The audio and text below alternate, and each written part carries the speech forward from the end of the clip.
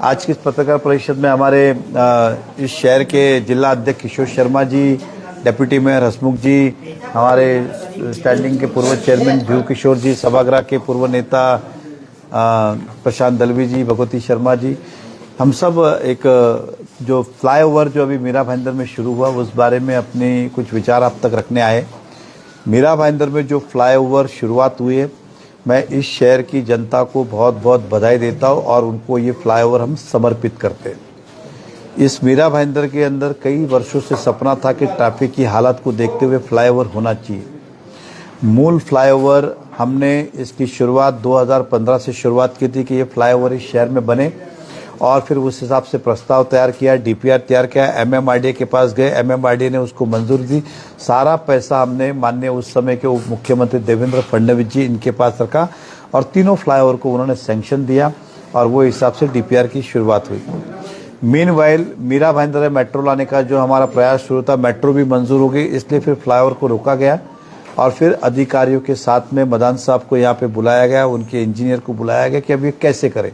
तो फिर लास्ट में निर्णय हुआ कि नीचे फ्लाईओवर और ऊपर मेट्रो, इस प्रकार का हमने निर्णय लिया और वैसे ये फ्लाईओवर का काम 2019 में शुरुआत हुई। फ्लाईओवर और मेट्रो का 2022 में फ्लाईओवर को पूरा होना था। अब किसी कारण से मेरी सरकार नहीं रही, मैं भी नहीं रहा, कोविड आया, जो भी रहा होगा, अब वो डिले हुआ। और आज खुशी की ये बात है कि कम से कम उस फ्लाईओवर पे जाते तो ऐसा लगता है कि हम मुंबई से बड़े शहर में रहते हैं, वैसे एक फील आती है। दुख इस बात का है कि ये देवेंद्र फडणवीस जी मुख्यमंत्री रहते हुए इस काम को मंजूरी मिली थी, मैं विधायक था, नगर पालिका हमारी सत्ता थी, ये सब हुआ और इस उद्घाटन के अंदर भारतीय जनता पार्टी को भी बुलाया नहीं गया और प्रोटोकॉल के निमित्त महाराष्ट्र राज्य के देवेंद्र फडणवीस जी मुख्य उप मुख्यमंत्री हैं और भाजपा के नेता है, अब उनको बुलाना ये प्रोटोकॉल के हिसाब से अनिवार्य था, लेकिन उन्हें भी निमंत्रण नहीं भेजा गया, ना ही किसी ने उनको बुलाया। इसका मूल कारण क्या? एक साथ ही साथ हमारे जिला अध्यक्ष जो पार्टी यहाँ पे चलाते, जिला अध्यक्ष को भी किसी प्रकार की सूचना नहीं कि हम करने वाले, हम इस शहर का नेतृत्व करते इसलिए हमें भी इसकी कोई सूचना नहीं। तो ये किसके बोलने पे टाला गया है? क्योंकि हर बार हमने युति धर्म का पालन किया है और पूरे दिल से ताकत के साथ जब जब युति धर्म का आदेश हुआ वो हमने किया है और आगे भी करेंगे।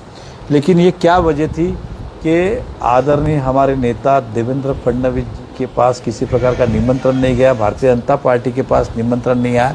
इस बात का भारतीय जनता पार्टी का हर कार्यकर्ता दुखी है। साथ ही साथ जो लोग जानते हैं कि ये फ्लाईओवर किसके टाइम पे मंजूर हुआ, कैसे बना, वो भी दुखी है कि भाजपा को क्यों टाला गया, क्योंकि भारतीय जनता पार्टी की विचारधारा के बहुत बड़ी संख्या इस मीरा भाईंदर में, तो उन्हें भी इस बात का दुख है कि भाजपा को क्यों टाला गया। इसके जवाब हमारे पास नहीं है, इसलिए आज प्रेस के माध्यम से हम जनता तक भी बात पहुंचाना चाहते हैं और सभी प्रशासन तक भी पहुंचाना चाहते हैं, क्योंकि जनरली उद्घाटन का काम जो है वो प्रशासन के माध्यम से होता है, नेता सूचना देते हैं, प्रशासन का काम है सभी प्रोटोकॉल को फॉलो करे और ये प्रोटोकॉल का फॉलो नहीं हुआ तो ये किसके दबाव में हुआ, किसके कारण हुआ, क्या नहीं हुआ, ये एक प्रश्न चिन्ह है।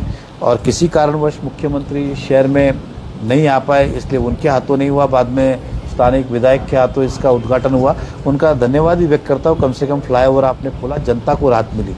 लेकिन इस भारतीय जनता पार्टी का अपमान करने के पीछे तर्क क्या था, ये क्यों किया गया कि भारतीय जनता पार्टी को इसमें टाला क्यों गया? और फ्लाईओवर कोई छोटी चीज़ नहीं थी, मीरा भाईंदर के लिए बड़ी वास्तु थी कि आज उस फ्लाईओवर पे जाते तो लोग गौरवान्वित महसूस करते कि हम मीरा भाईंदर में रहते और इतनी अच्छी सुविधा है, लेकिन ये हमें टाला गया। तो इसके पीछे क्या रहस्य है, किसने टाला, क्या टाला, इसकी कोई इंक्वायरी करेगा और आने वाले समय में ये परंपरा इसी तरह चालू होगी या सुधारना होगी, ये एक बहुत बड़ा प्रश्न चिन्ह। इसलिए आज आपके माध्यम हम आए।